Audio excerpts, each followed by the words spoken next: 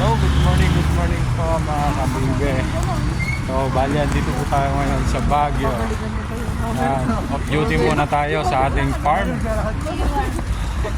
Maling ginawa lang natin dito sa Baguio is, yan, nanghihingi tayo ng pagkain ng bibe. Binigyan tayo ni Kuya kanina, mabait na si Kuya. Kasi bumili po tayo ng mga gulay-gulay sa kanya.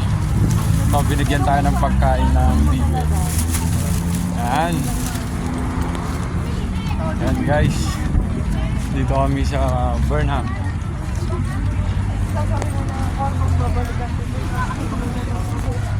So yan mga idol. Happy Sunday everyone. Maraming salamat sa walang sawang pagsuporta sa ating munting vlog.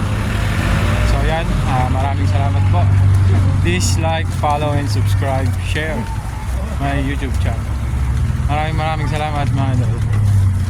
Happy Sunday everyone.